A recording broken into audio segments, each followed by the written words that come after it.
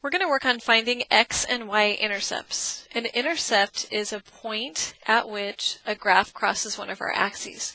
In this example, I've got this curve, this graph, which happens to be a parabola, and it crosses both the x-axis and the y-axis. Well, because these intercepts are defined to be points, we want to label those intercepts with both an x-coordinate and a y-coordinate. Okay, so let's go ahead and start with our x-intercepts. My graph crosses the x-axis at -3 and at 2. To label those x-intercepts, we need to give both an x-coordinate and a y-coordinate. So for this intercept here on the right, it is at 2 for the x-axis, so 2 is the x-coordinate, and it doesn't go up or down in the y direction. So that means that it matches up with 0 in the y direction. So the intercept is 2, 0. We had a second intercept on the x-axis, and that was this point right here. So that point is going to be 3, 0. So when we're looking for an x-intercept, we're going to have some value here for x, but always 0 for the y. Now let's look at the y-intercepts. To find a y-intercept, and there's just one, again we're looking for a point, which means an x and a y, and my point is right here. It goes right through 2. So as I label this one, I need an x. Well, it lines up with 0 in the x direction, and I'm up 2 in the y direction. So that y-intercept is 0, 2. And you notice with the x-intercepts we had a number.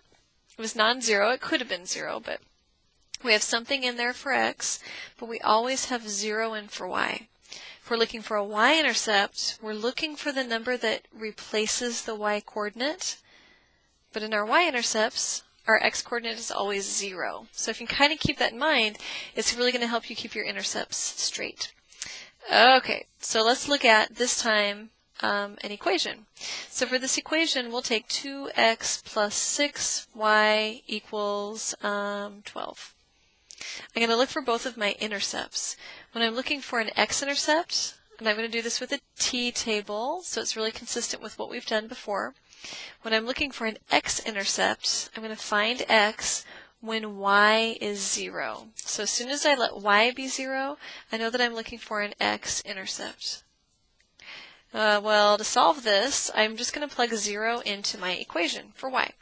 So I get 2x plus 6 times y, but y is 0, equals 12. That's 0, so we get 2x equals 12. Divide both sides by 2. And x equals 6. So my x-intercept then is 6, 0. 6, 0. So we're looking for a number there for the x, and we let the y-coordinate be 0. Okay, so now let's do the same thing for a y-intercept. If I want to find a y-intercept, I'm looking for the y-coordinate when x is 0. So this is going to find me my y-intercept. Y-intercept. Okay, so we'll do the same thing though. I want to plug 0 into my equation for the x this time. So I get 2 times 0 plus 6y equals 12. 2 times 0 is 0. 6y equals 12 is left. I'll divide both sides by 6. And I get y equals 2. 2. So my y-intercept then, the y-intercept always has 0 for x because I'm looking for the y where it crosses, and that turned out to be 2. So we've got 2 points here, and it just so happens that 2 points determine a line. This is a linear equation, so I can finish this up by graphing my line. I'm just going to put it off to the side here. Okay, let's see. So we need 2, 0. So I'm just going to go 2, 4, 6, 2, 4, 6, 2, 4, 6, 2, 4, 6, and those are negative. Okay, and I've got my x-axis and my y-axis, and I'll just label a couple in the negative direction there so you can see my scale. Okay, so let's plot 6, 0. So 6 for x and 0 for y. Well, remember that was an x-intercept, so it goes right there. And then the other one was 0, 2. So 0, 2, it crosses the y-axis at 2. And I've got 2 points which determine a line. And I can go ahead and do that. Okay, so there we go. So we were able to plot that line using just the 2 intercepts. Okay, let's do another example.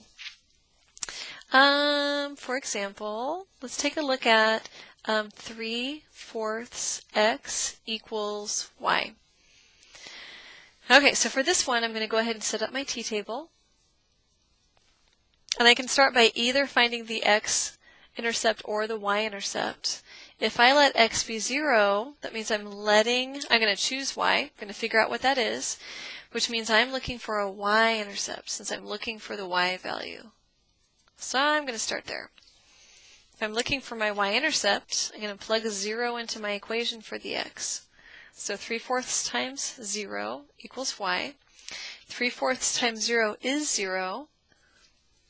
And when x is equal to 0, y is also 0. So my y-intercept turned out to be the origin, which is 0, 0. Okay, so what does that mean? Here's my coordinate system. Let's just do, 1, 2, 3, 4, 1, 2, 3, 4, negative 1, 2, 3, 4, 1, 2, 3, 4. Well, what I just found was the y-intercept, but the y-intercept is also the x-intercept. This is the point where my graph is going to cross the x-axis and the y-axis.